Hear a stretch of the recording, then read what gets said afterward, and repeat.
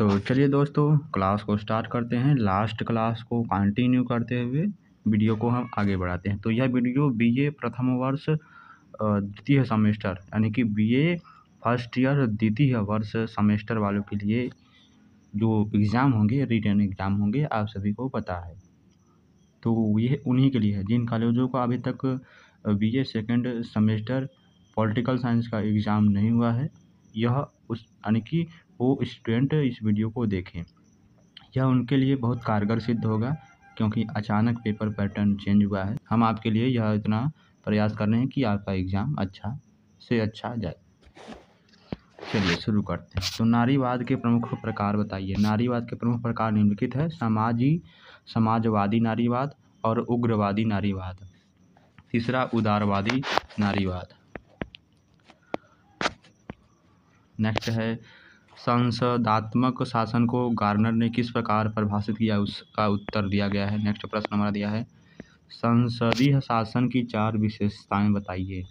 मंत्रिपरिषद का उत्तरदायित्व, प्रधानमंत्री का नेतृत्व, राजनीतिक एकरूपता, कार्यपालिका एवं व्यवस्थापिका का घनिष्ठ संबंध। संसदात्मक सरकार के 4 गुण कौन से हैं? प्रजातांत्रिक पद्धति, विरोधी दल की भूमिका, लचीली पद्धति, शीघ्र निर्णय। आगे प्रश्न क्या है? संसदात्मक सरकार के 4 दोष लिखिए। यहाँ पर दिया गया है पहला, दूसरा, तीसरा, चौथा। अध्यक्षात्मक सरकार का क्या अर्थ है? यहाँ पर दिया गया है। आगे प्रश्न है अध्यक्षात्मक सरकार की कोई एक उपयुक्त परिभाषा दीजिए। यहाँ पर दिया गया है इसकी परिभाषा। नेक्स्ट प्रश्न है अध्यक्षात्मक सरकार की 4 विशेषताएं लिखिए। अध्यक्षात्मक व्यवस्था के 2 गुण बताइए। ये सभी देखिए कितने प्रश्न हैं, ये देखिए इंपॉर्टेंट है। संसदात्मक व्यवस्था की 3 विशेषताएं बताइए। यहाँ पर दिया गया है 3 विशेषताएं। अब आता है आगे जो प्रश्न है, आगे है एकात्मक सरकार का क्या अर्थ है? यहाँ पर यह राजनीतिक दलों की कोई एक उपयुक्त परिभाषा दीजिए। मैकाइवर ने राजनीतिक दल को किस प्रकार परिभाषित किया है? यहाँ पर दिया है राजनीतिक दलों के 4 कार्य लिखिए। पहला कार्य है शासन का संचालन, दूसरा है शासन पर नियंत्रण, तीसरा है शासन व जनता के बीच की कड़ी, चौथा है सार्वजनिक नीतियों का निर्धारण। आगे प्रश्न बढ़ते हैं। राजनीतिक दलों की 4 विशेषताएं कौन सी है? संगठन सबसे पहले, फिर सिद्धांतों में एकता, फिर सत्ता प्राप्ति की आकांक्षा राष्ट्रीय हित के लिए। दल पद्धति के 4 गुण कौन से हैं? अदल बदल या दल जो होते हैं, बहुत इंपॉर्टेंट प्रश्न है। तो दल पद्धति के 4 गुण लिखिए। श्रेष्ठ सरकार बनाना, जनमत का निर्माण, शासन व्यवस्था में सामंजस्य, कानूनों की बुराइयों को दूर करना। दल पद्धति के 4 दोष हैं। राष्ट्रीय एकता के लिए घातक है, भ्रष्टाचार को प्रोत्साहन करता है, देश की प्रगति में बाधक बनता है और योग्य व्यक्तियों का अभाव रहता है। दल कितने प्रकार के होते हैं? दल मुख्यतः 3 प्रकार के होते हैं। एकल दल पद्धति, द्विदल पद्धति और बहुदलीय पद्धति।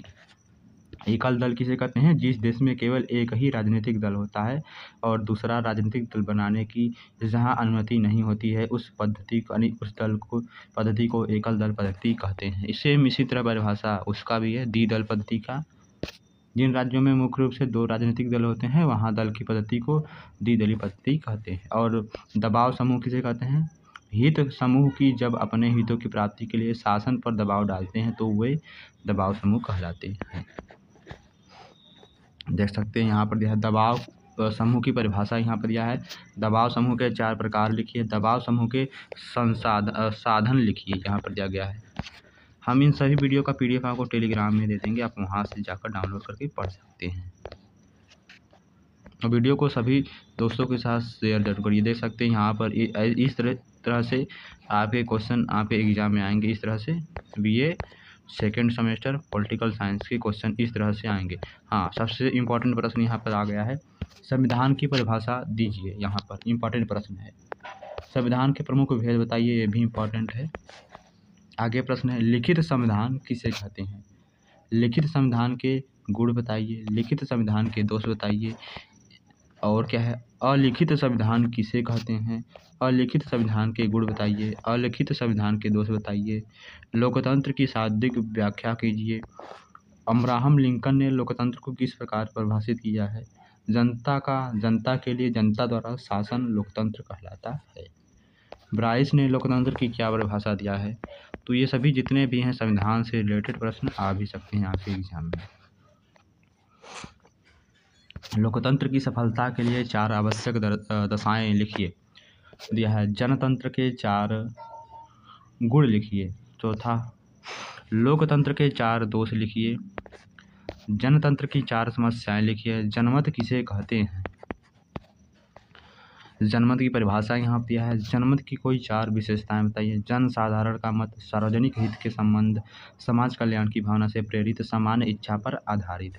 इस तरह से आपके एग्जाम में अति लघु उत्तरीय प्रश्न आएंगे, देख सकते हैं। यहाँ पर राधा कृष्णन ने पंथ निरपेक्षता को किस प्रकार परिभाषित किया है? पंथ निरपेक्षता की कोई एक उपयुक्त परिभाषा लिखिए, यहाँ पर दिया गया है। चलिए आगे बढ़ते हैं। पंथ निरपेक्षता से आप क्या समझते हैं? यहाँ पर दिया है भारतीय संविधान के पंथ निरपेक्षता संबंधी 4 प्रावधान कौन कौन से हैं? यहाँ पर पंथ निरपेक्षता की 4 विशेषताएं। लोकतांत्रिक विकेंद्रीकरण से क्या आशय है? लोकतांत्रिक विकेंद्रीकरण का उद्देश्य, ये सभी देख सकते हैं प्रश्न यहाँ पर किस तरह से आए हैं। जरूरी नहीं है आपके एग्जाम में यही प्रश्न आए, आपको इधर उधर से भी प्रश्न पूछ सकता है, तो आप इसको एक बार पढ़िएगा जरूर, देख सकते हैं। जनमत अभी हमने पढ़ा था, जनमत का देखिए यहाँ पर आ गया है। अच्छा वही है, डबल फोटो आ गया है, ठीक है, डबल फोटो आ गया है। अब हम बताएंगे आपको आगे। देखिए संविधान क्या है, यहाँ पर देखिए इम्पोर्टेंट प्रश्न, संविधान क्या है यहाँ पर दिया गया है। तो क्या है? संविधान किसी भी देश का मौलिक कानून है जो सरकार के विभिन्न अंगों की रूपरेखा और मुख्य कार्य का निर्धारण करता है। साथ ही यह सरकार और देश के नागरिकों के बीच संबंध स्थापित करता है। भारतीय संविधान का निर्माण एक विशेष संविधान सभा द्वारा किया गया। इस संविधान की अधिकांश बातें लिखित रूप में है, यहाँ पर दे सकते हैं। व्यवहारवाद क्या है? ये भी आपके एग्जाम में आ सकता है, व्यवहारवाद क्या है। चलिए अब हम बात करते हैं आपके प्रश्न में जो लघु उत्तरीय प्रश्न आएंगे। केवल आपको कितने प्रश्न करने हैं? केवल आपको 5 प्रश्न करने हैं। प्रत्येक प्रश्न है 7 नंबर का रहेगा, ठीक है। लगभग 200 शब्दों में लिखना है, और जो अति लघु उत्तरीय प्रश्न है उसको 50 शब्दों में लिखना है। तो पहला प्रश्न है लघु का, राजनीति शास्त्र कला है, विवेचना कीजिए। तो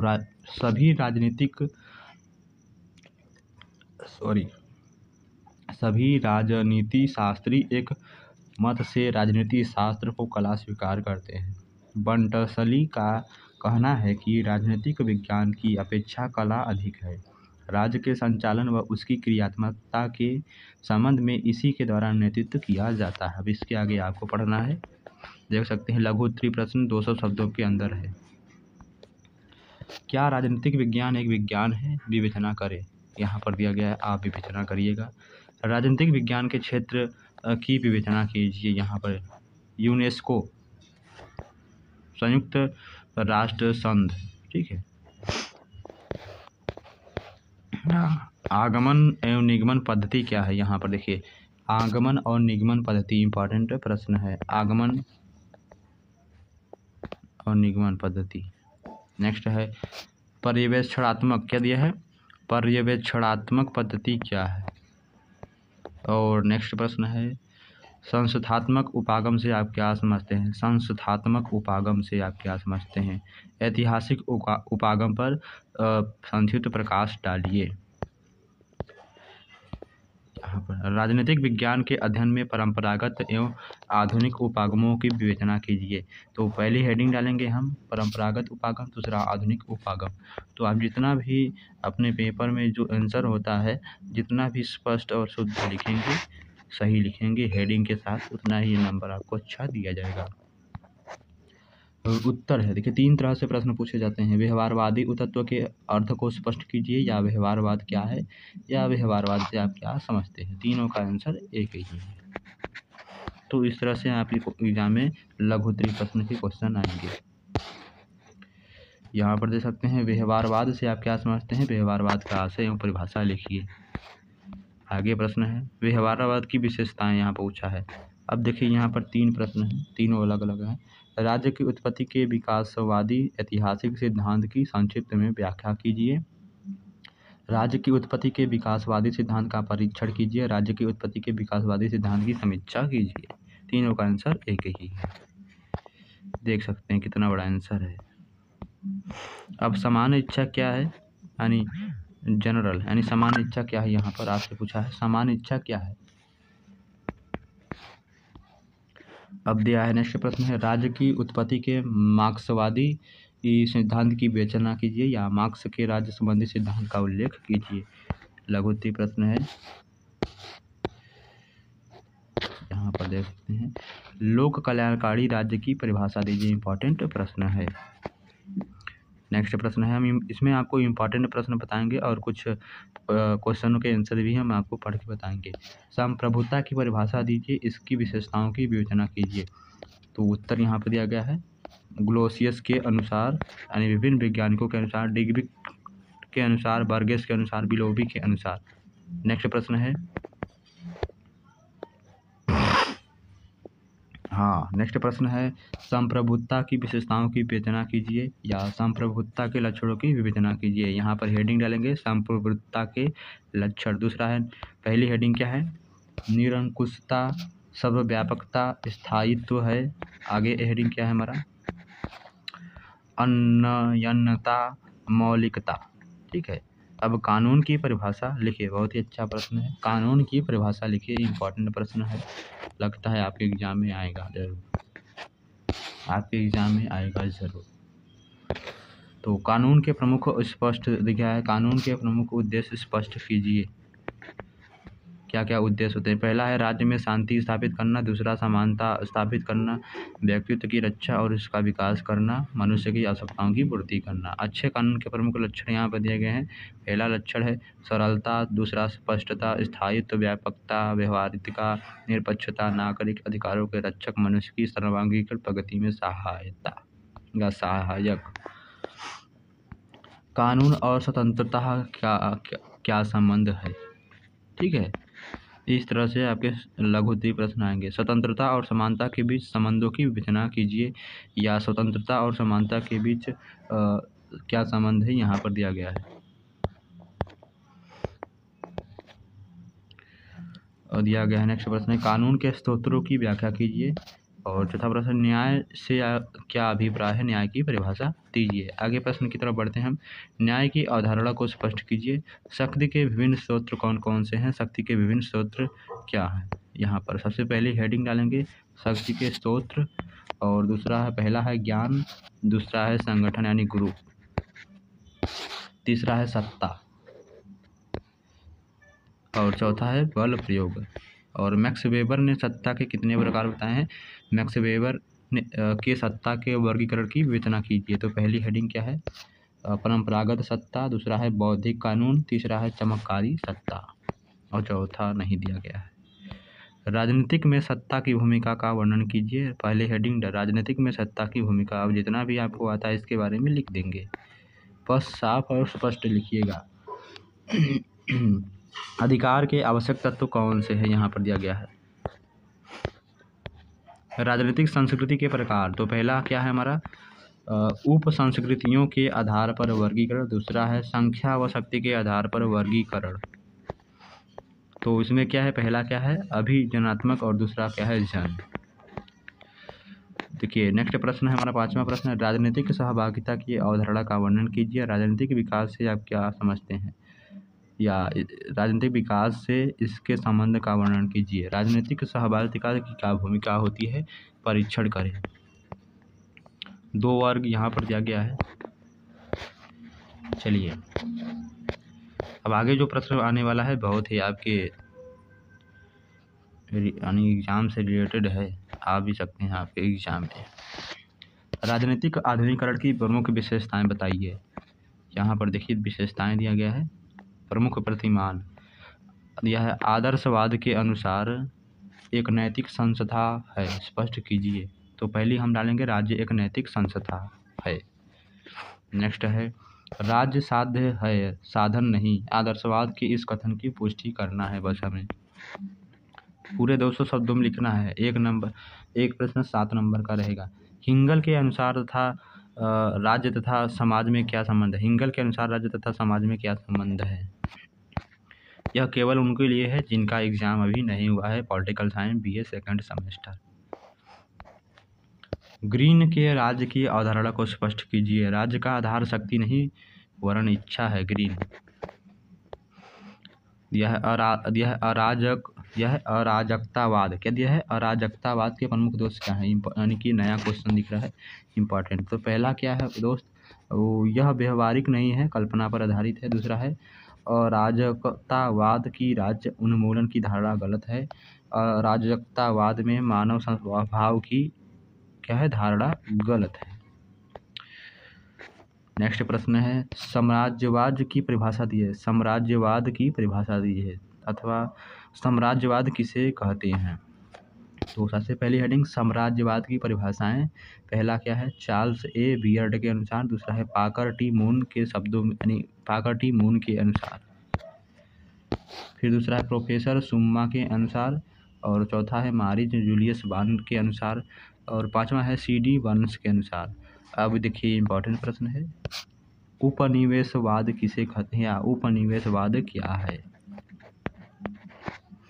नेक्स्ट है राष्ट्रवाद क्या है? इंपॉर्टेंट प्रश्न है। राष्ट्रवाद क्या है? राष्ट्रवाद का अर्थ है राष्ट्र के प्रति निष्ठा, उसकी प्रगति और उसके प्रति सभी नियम आदर्शों को बनाए रखने का सिद्धांत। ठीक है, ये होती है राष्ट्रवाद। अब इसके बारे में डिटेल में पढ़ना है तो आपको इसको एक बार देख लीजिए, बाकी तो हम PDF आपको दे ही देंगे। तो नारीवादी आंदोलन की विवेचना कीजिए। इंपॉर्टेंट प्रश्न है, नारीवाद से रिलेटेड जितने भी प्रश्न होंगे आपको पढ़ना है। देखिए इतना बड़ा आंसर है। और नेक्स्ट है छठवां प्रश्न, इंपॉर्टेंट है। वैश्वीकरण के प्रमुख क्या है तत्व क्या है? वैश्वीकरण के प्रमुख तत्व क्या है? तो पहला है उदारीकरण, दूसरा है मुक्त व्यापार, तीसरा है निजीकरण, चौथा है आर्थिक गतिविधियों का वैश्वीकरण और पांचवा है आयात निर्यात का उदासीकरण। नेक्स्ट है नारीवाद से आप क्या समझते हैं, यानी नारीवाद से क्या अभिप्राय है? तो पहले यहाँ पर नारीवाद डालेंगे, फिर उसके बारे में थोड़ा सा लिखेंगे, फिर एक एक करके हेडिंग बनाकर यानी कि हेडिंग नहीं नंबर बाय नंबर लिखते जाएंगे, लाइन बाय लाइन। चलिए आज के लिए आपको इतना काफ़ी है, यानी कि आपको 6 लघु उत्तरीय प्रश्न और अति लघु उत्तरीय प्रश्न कराया गया है। अब नेक्स्ट वीडियो में आपको पूरे लघु उत्तरीय प्रश्न और उसके बाद जो दीर्घ उत्तरीय प्रश्न है कराया जाएगा। तो यह video BA second semester political science वाले स्टूडेंट के लिए है। तो वीडियो को ज़्यादा से ज़्यादा शेयर करें।